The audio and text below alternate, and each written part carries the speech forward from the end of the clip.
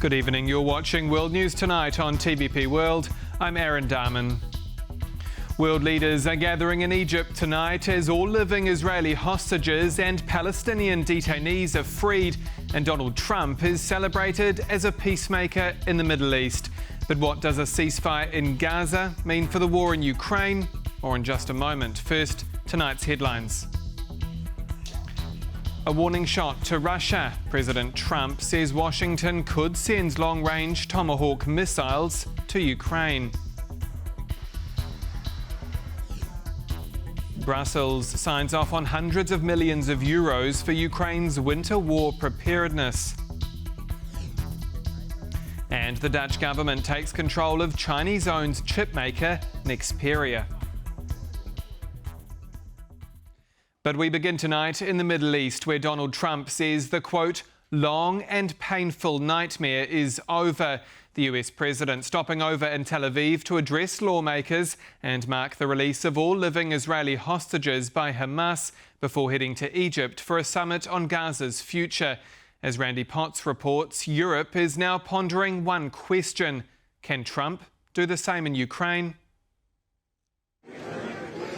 World leaders, including Donald Trump, Palestinian President Mahmoud Abbas, and British Prime Minister Keir Starmer, arrived in Egypt on Monday evening to nail down the details of a peace plan after a day of momentous events in both Israel and Gaza. With Israeli hostages returning home, as Palestinian prisoners captured by Israel also return to pick through what's left of their homes. Earlier today, visiting Israel for a victory tour, U.S. President Donald Trump spoke before the Knesset, eventually turning toward Ukraine. I took over this horrible war that's been raging, and I thought it would be easily settled. I thought it was a hell of a lot easier than doing what we just did very successfully with Israel and a lot of other people. But this came first, and we'll get that one. Ukrainians watching this, including President Volodymyr Zelensky, are now asking, if Donald Trump can make a deal in Gaza, what about Ukraine? Just look at what's happening. Even Hamas, you see. Everyone eventually shows readiness to stop military actions, except for the Kremlin and Putin. NATO is hopeful the end of one war might possibly lead to the end of another. We also hope that this will help us in Europe, as you said, to bring also peace about after this terrible war of aggression by Russia against Ukraine, which is still ongoing. A sentiment echoed by former Ukrainian President Petro Poroshenko while speaking to TVP World. We will have more free time for U.S. administration, for the Donald Trump, for all other partners, for NATO, to be concentrated on Ukraine. Experts studying the situation agree. Trump himself has said that he will load up Ukraine with military instruments and weapons should Russia signal that it's not serious about ending its aggression in Ukraine. So this is a reckoning for Vladimir Putin, no doubt. Still, some Ukrainians, like Kyiv's Marina, are putting their faith not in Donald Trump, but elsewhere. Honestly, I do believe in peace. We have all been waiting for it for a long time, and it will come one day. But when Marina was asked where that peace will come from? From the Ukrainian armed forces. For TVP World, Randy Potts.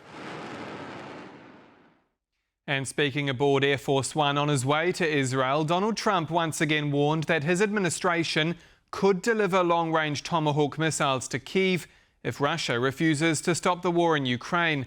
Ovidio Shnicheya explains. This is a weapon Vladimir Putin fears, and the US might use it as a bargaining chip to force Russia to the negotiating table. Donald Trump has once again floated the idea of supplying Tomahawk missiles to Kyiv. Are you saying that you will speak to Putin first about Tomahawks? I might talk to him. I might say, look, if this war's not going to get settled, I'm going to send them Tomahawks. I may say that. The Tomahawk is an incredible weapon, very offensive weapon. And honestly, Russia does not need that. They don't need that. Russia has repeatedly expressed concern over the possibility of providing Ukraine with these missiles and said it would be seen as a new escalation. For Ukraine, Tomahawks give hope for revitalizing peace talks, especially now when Russia is intensifying attacks on Ukraine's energy infrastructure, and Ukrainians once again face the prospect of a cold and dark winter. We see and hear that Russia is afraid that Americans may give us Tomahawks, which is a signal that such pressure may work for peace. The Tomahawk is a long-range missile, typically launched from ships and submarines, but it can also be launched from the ground. The missile has multiple versions with a range of up to 2,500 kilometers and can be armed with various warheads, including bunker busters and even nuclear warheads. These Tomahawk missiles might not necessarily be a game changer, but they certainly would tilt the momentum of the war to some extent back to Ukraine. The missiles could enable Kyiv to strike regions deep inside Russia. President Zelensky has said that Ukraine would only use Tomahawks for military purposes and would not attack civilians in Russia. Let's go live to Kyiv now, where our correspondent Alex Cadier is standing by. Alex, good evening. How is this potential shift on Tomahawk missiles going down in Ukraine? Well, good evening, Aaron. It would certainly be a very welcome development indeed. Many Ukrainians waiting for Donald Trump to make up his mind when it comes to becoming harsher towards Russia. We've seen all the way back in June the US president shortening a then deadline to impose sanctions on Russia, which have still not materialized. Since then, 5 or 6 occasions, the US president has spoken about sanctions against Russia. And of course, more recently in the last few weeks, the possibility of delivering Tomahawk missiles, which would allow Ukraine to strike much deeper into Russia than it already can. Now, we know already that the US has been helping Ukraine with intelligence sharing when it comes to striking targets deep into Russia, striking those oil refineries which help finance Russia's invasion. But nevertheless, Ukrainians would, of course, like more from the United States. That a big part, Aaron, of why President Zelensky will himself be heading to the United States to meet with President Trump in Washington on Friday. He was asked why he's making that trip. This was his answer. I hope that I will have possibility to come to Washington and have a meeting on Friday with President. And of course, I have some more meetings which are also important for me.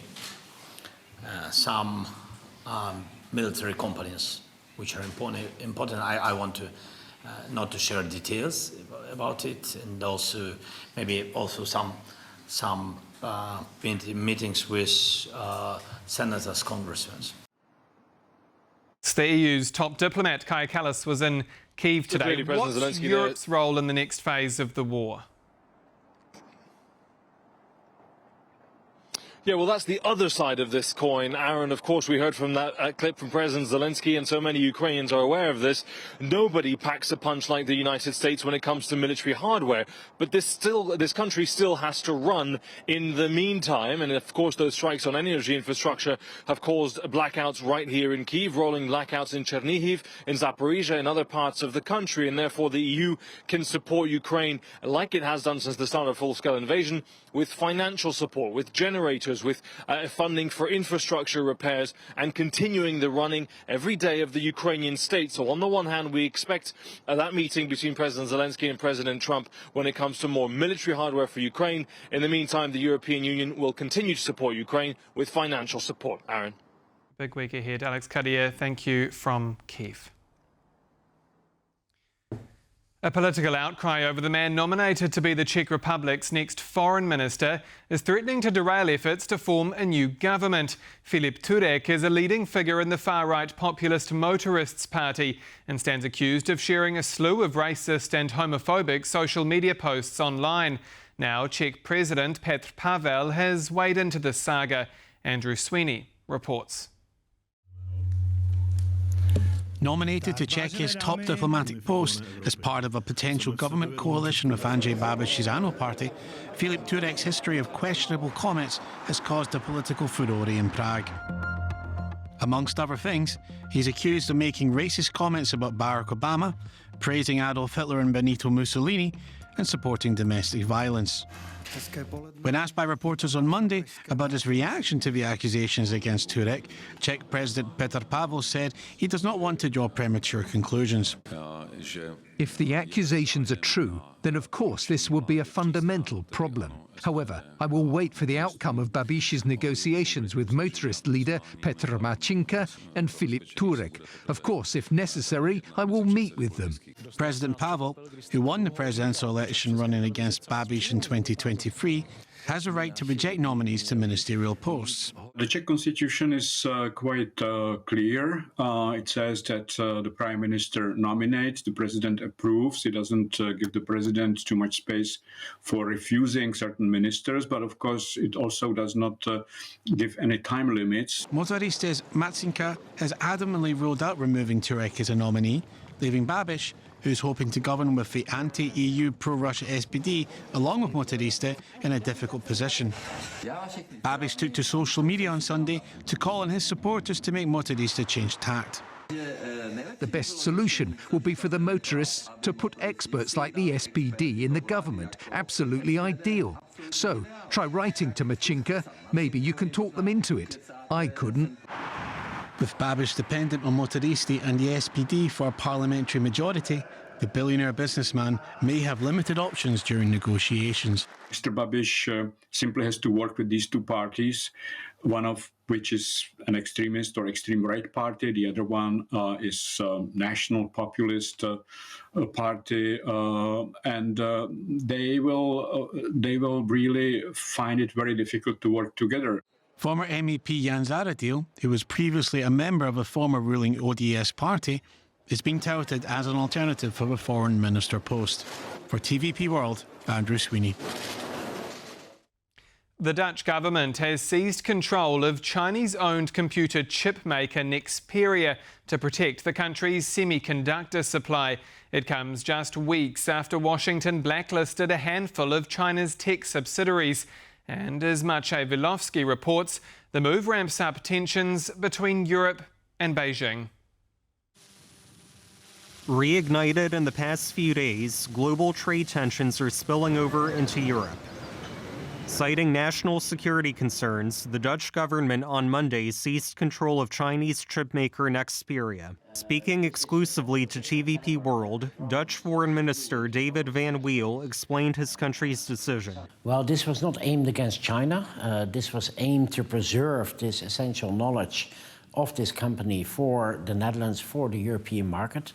And because of the company and movements that were being seen within the company, this decision was taken, but it was not directed at China. It was directed to preserve our own capacity. Intellectual property concerns and the need to maintain an adequate supply of semiconductor chips weighed on the Dutch government's decision.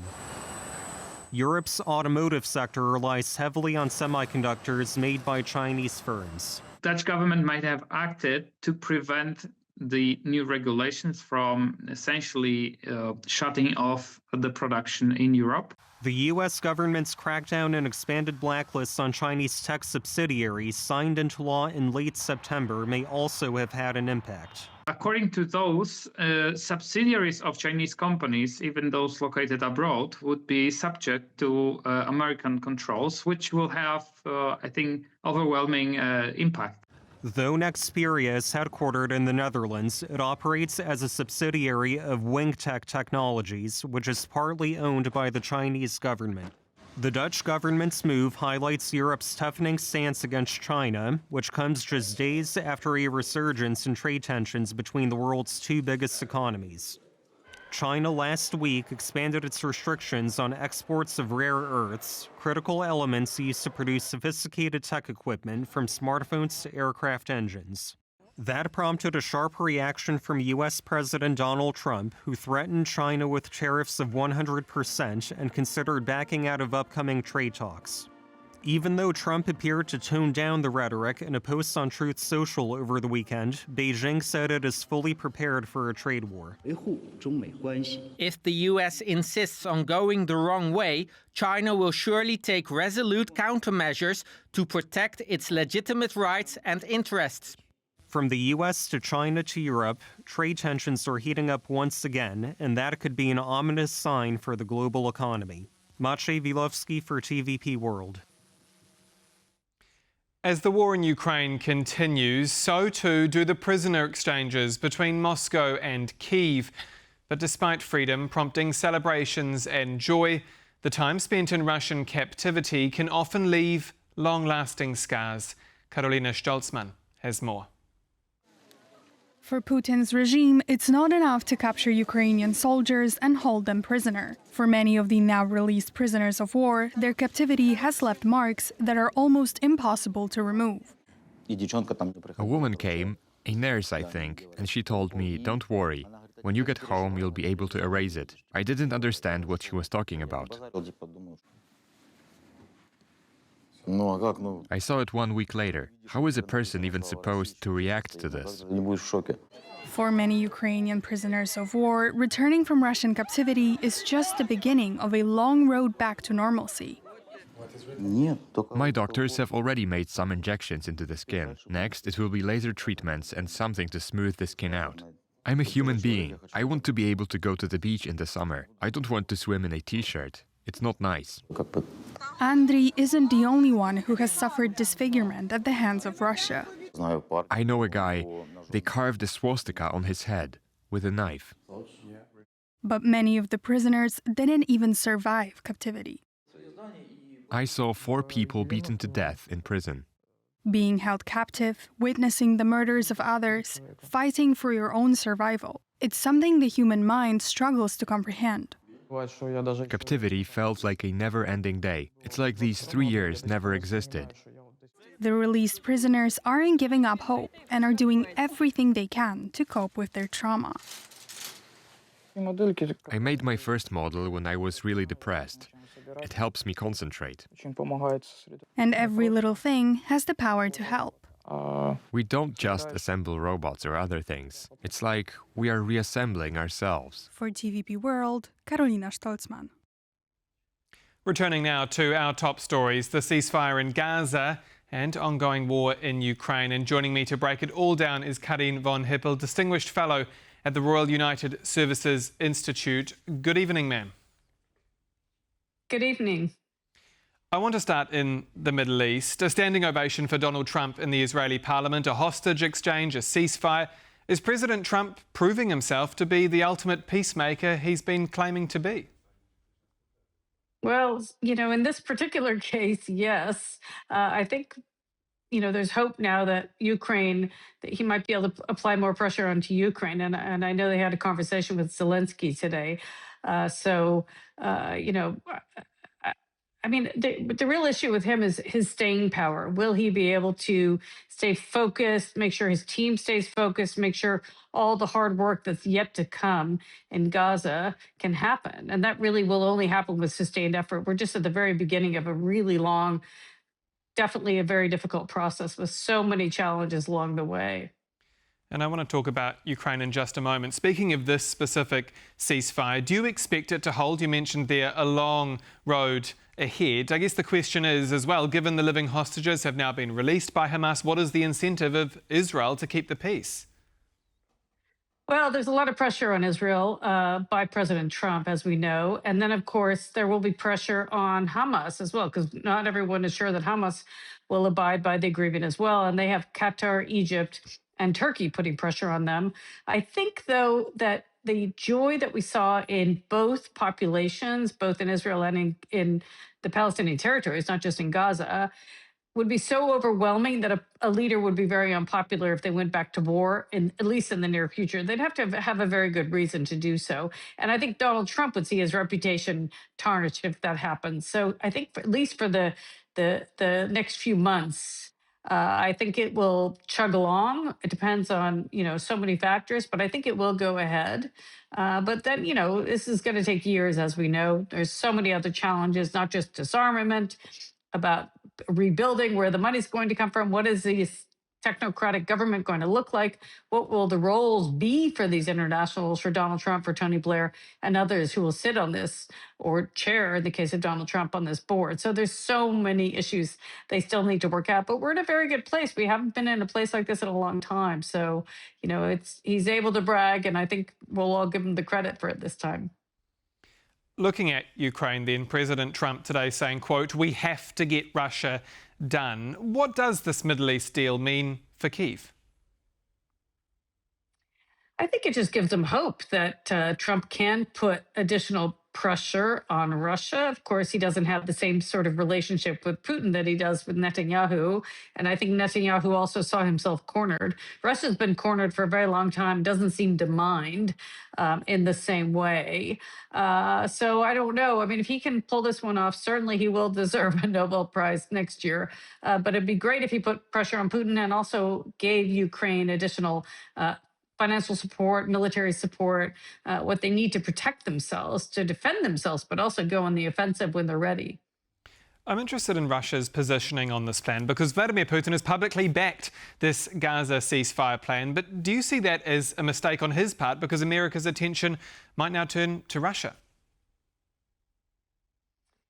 Not sure. I think he sees what he's doing is very different to what happened in the Middle East. I mean, you guys know very well. You're closer to the action, but I don't think that Putin would necessarily equate the two. I think he sees Ukraine as part of Russian territory, and so I think he looks at it in a different way. But it's really hard to understand really what is going on in Putin's head at this point. I mean, the Russian economy has suffered. He's had over a million casualties. I mean, most rational people would assume that, he wouldn't continue in this vein, given all that they've been experiencing. But he doesn't seem to, feel that he's ready to stop, which is unfortunate.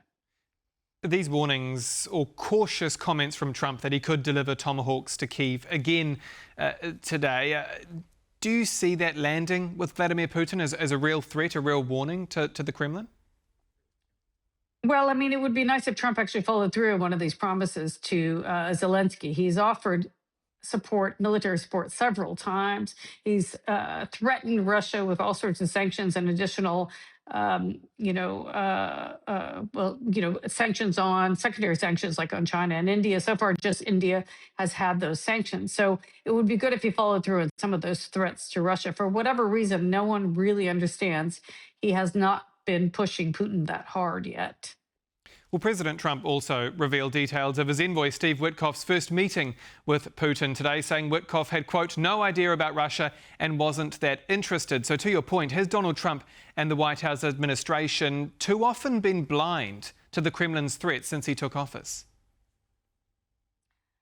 That's possibly the case. I don't think they have a lot of experts that go with Witkoff when he goes there, but the same has happened in the Middle East. And sometimes, in a way, when you know so much about a place, all the challenges and all the pitfalls and where all the landmines are, you often don't take the bold moves. So, we can give them credit for pushing very hard.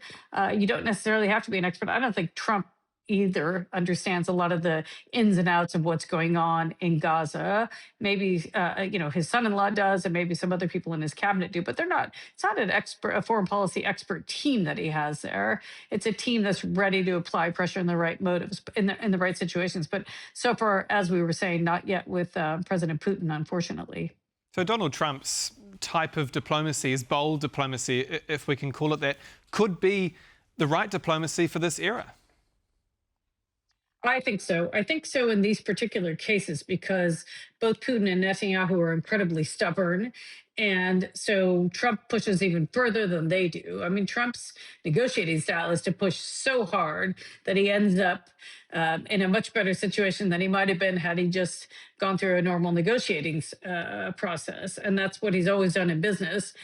And in these particular cases, with these particular leaders, not just Netanyahu and Putin, but also with the Hamas leaders, it may be the right way to do it. I don't know if it's the right way to do it in every conflict situation. They're all very different, and they all have different historical challenges to them, et cetera. So, I think I suspect in the ones that he's been involved in a more minor way, like Azerbaijan and Armenia, he used a very different approach. I think he just threatened financial sanctions. He's tried different things. Some work better than others. This is so far really his own success. And by the way, they had a success in January, as you know, with the ceasefire, and then that fell apart. So it's still very early days to say this will be successful over the long term. And that was going to lead me to my next question, because earlier this year you wrote there were two options for Trump's term. Best case scenario, he achieves important foreign policy successes. In worst case, there's no method to his, quote, madness, and he does not seal any deals. Where are we at in your view? Well, we're nearing the fact that he is achieving a very significant success, and we're hopeful that this will endure. I think everybody wants it to endure, and it would be very amazing if he was able to follow it up in Ukraine. I mean, I'm not always a fan of his, but I would be very, be very happy to give him a lot of credit if he was able to pull off both of those. Well, I'm curious in what we're seeing this week and what we may see going forward, the future legacy of this US administration and Donald Trump. I mean, could President Trump really end up enhancing America's prestige in a way kind of against all odds and put the likes of China, Russia, also even the Middle East in their place, as he said he would? Well, so far, he has not been able to do that with China. Don't forget, China is an incredibly strong major economy. It's a very different situation than the other ones. China is able to hold back its critical minerals, which all of our countries need. China has something like 90% of the world's critical minerals that we need, from everything from batteries to fighter jets. And so far, China's been able to push back in a very significant way. The other two cases, yes, but if you look at what's going on within the United States, it's not such a pretty picture right now. I think the tariffs have been damaging on the economy. He's sending National Guard troops into all sorts of cities. He's almost declaring a war on a number of Americans who didn't support him. So, I wouldn't say that he's all around an enormous success, but certainly in foreign policy, the issues that you and I follow quite closely. And in this case, this has just been one of the most longstanding, challenging conflicts, the mother of all conflicts, as people have said. So far, so good. You mentioned China and went into a bit of detail there on Beijing. How important is Beijing's role in this war in Ukraine? Because we know that there are strong relations there, to say the least, between Beijing and Moscow. Does Donald Trump need to try and put China in its place so that Beijing sort of forces Moscow's hand? 100%. I think that's a very good point. And we all know that probably the only person that Putin would listen to, assuming he may or may not listen to Donald Trump, would be President Xi. China now has is the stronger partner between the two. It used to be the weaker partner. It's now the stronger partner. And certainly think China doesn't mind that Russia's getting overextended and that the West is getting overextended in supporting Ukraine. But President Xi, since day one, could have put a lot more pressure on Putin. And it's still possible that he can now. He may want a bit of this glory that Donald Trump is getting. So it's possible that, Trump and Xi together could put pressure on Putin, and that would make a real significant difference, I think. I think it's a great point. Briefly, you mentioned the Nobel Peace Prize, and you mentioned glory there. Do you think that Donald Trump's wishes to be nominated for that Peace Prize are so far-fetched? Could that be on the cards? Oh, I think it definitely could be on the cards, just not for this year. And it was smart for them not to offer it to him this year. I think by next year, if we still have peace in Gaza and in Israel, if the peace process is moving along, maybe not all 20 points are being implemented, but certainly we're on the right path. And Gaza's being rebuilt, and it feels more of a safe place. I think he would definitely deserve the Nobel Prize, that's for sure. If you could throw Ukraine into the mix, then I think it would be a unanimous decision. And we're running out of time, but lastly, world leaders have gathered in Egypt for the summit on Gaza's future. Do you think that Ukraine will be somewhat in the back of those leaders' minds? Oh, for sure, especially the Europeans that are in the room, not necessarily the Gulf or Arab leaders or even President Erdogan of Turkey, although Turkey has called out on Putin to withdraw from Ukraine in the past. So it's possible, yeah, some of these countries could come together and, think, okay, we've done something well here. Let's try putting our combined pressure. And it really was a combined pressure of all these leaders, plus Donald Trump, that really made this happen. So why not? They're on a roll. Karine von Hippel, Distinguished Fellow at the Royal United Services Institute. Thank you again for your time. Thank you. And that's all for World News Tonight. Do stay with us here on TVP World. I'm Aaron Darman. Good night.